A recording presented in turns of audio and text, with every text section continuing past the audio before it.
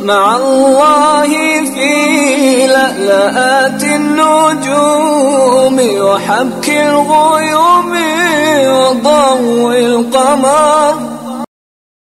بسم اللہ الرحمن الرحیم. یہ دیر اپر سے احمد جان صاحب لکھتے ہیں کہ رمضان میں اجر و ثواب کی مقدار میں اضافہ کتنا ہوتا ہے، اس کی وضاحت کر دیجئے. جناب احمد جان صاحب، بہت پیاری بات آپ نے کہی ہے کہ مسلمانوں کو یاد دلایا جائے کہ رمضان کے مہینے میں اللہ کی طرف سے جو اجر و ثواب دیا جاتا ہے وہ کئی گنا بڑھا دیا جاتا ہے. ایک حدیث میں آقا دو جہاں صلی اللہ علیہ وسلم نے ارشاد فرمایا ہے کہ اللہ تعالیٰ رمضان کے مہینے میں نیکی کا اجر بڑھا دیتا ہے، یہاں تک کہ 70 گنا تک بڑھا دیتا ہے، اور 70 گنا سے لے کر 700 گنا تک بڑھاتا ہے. پھر فرمایا کہ جس کے لیے چاہتا ہے اللہ اس سے بھی زیادہ اجر ثواب دیتا ہے.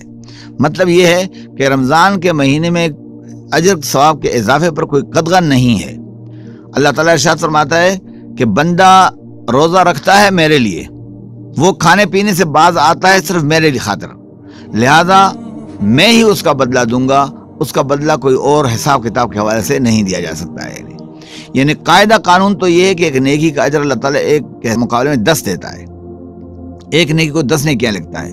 لیکن رمضان کے لیے خصوصی ضابطہ ہے، خصوصی قاعدہ ہے کہ یہاں پر ایک نیکی کا بدلہ 70 گنا دیا جاتا ہے، اور 70 گنا سے لے کر 700 گنا تک بڑھایا جاتا ہے. انسان کی نیت اور اس کے اخلاص کے پیش نظر اس اجر میں اضافہ ہوتا ہے. لہذا رمضان کے مہینے میں نیکی کا کام جو ہے اس کے بارے میں یہ سوچنا کہ کوئی اس کی لیمیٹیشن ہوں گی، کوئی حدود ہوں گی جہاں پر نیکی کا اجر رک جائے گا، نہیں. اللہ تعالیٰ فرماتا ہے کہ میں جس کے لیے چاہتا ہوں جتنا چاہتا ہوں اجر بڑھا کر دیتا ہوں، کیونکہ بندہ میری خاطر کھانا پینا چھوڑتا ہے، کھانے پینے سے باز آتا ہے، لہذا میں اس کی تمام ضروریات پوری کروں گا اور اس کو اس کے مانگنے سے زیادہ دوں گا. انسان نہیں سوچ سکتا کہ میں اللہ سے مانگتا ہوں کتنا مانگوں.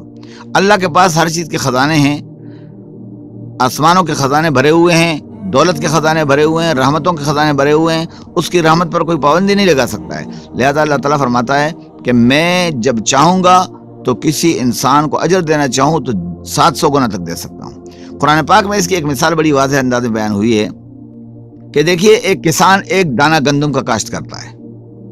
اس ایک دانے کے کاشت کرنے کے نتیجے میں اللہ تعالیٰ گندم کا ایک پودا اگاتا ہے. پھر ہر پودے کے اندر کئی بھٹے ہوتے ہیں، کئی چھلیاں ہوتی ہیں. ایک دانے کے نتیجے میں وہ 100 چھلے پیدا کرتا ہے، اور ہر چھلی کے اندر، ہر بھٹے کے اندر 100 دانے ہوتے ہیں، تو 700 گنا تک بڑھا دیتا ہے.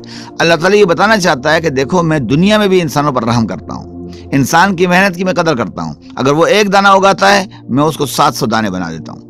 لہذا جو رب گندم کے ایک دانے سے 700 دانے اگا سکتا ہے، نکال سکتا ہے، وہ قیامت کے لیے انسان کے اعمال کو رمضان کے حوالے سے 700 گنا یا اس سے بھی زیادہ بڑھا چڑھا کر پیش کر سکتا ہے، اور اس سے اس کے خزانوں میں کوئی کمی نہیں آئے گی.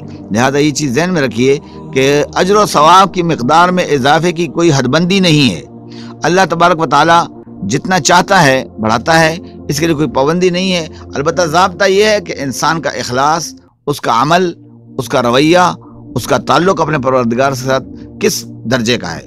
جتنا آپ کا تعلق مضبوط ہوگا، جتنا آپ کا رابطہ اپنے پروردگار سے مضبوط ہوگا، جڑا رہے گا، اتنا ہی اللہ تعالیٰ اس کے اجر میں اضافہ فرما دے گا.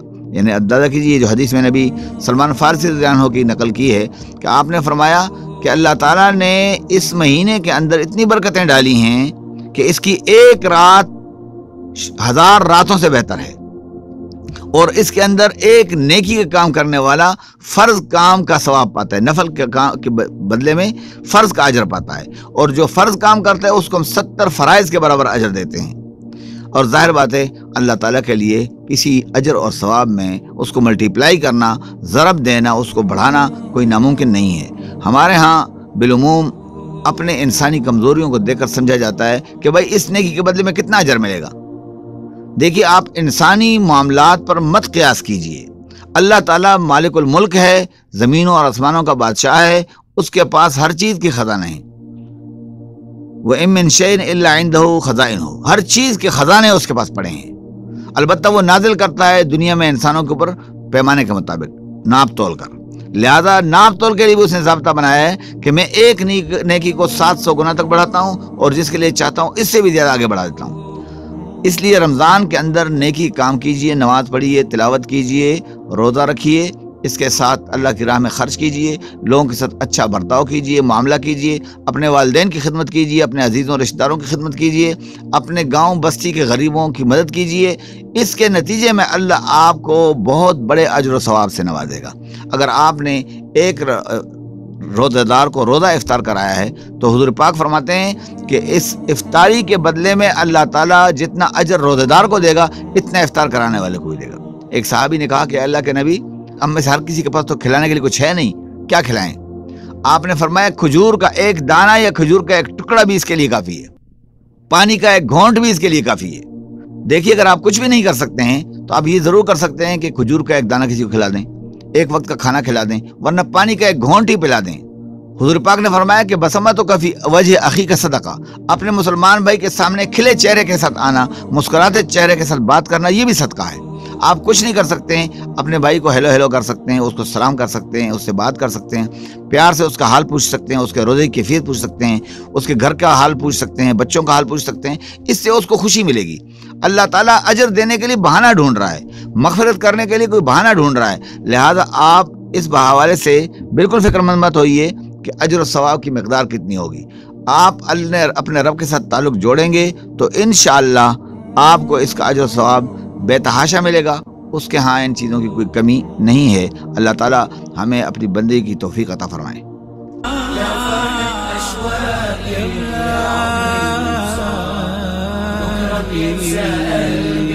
كل أيام الصابر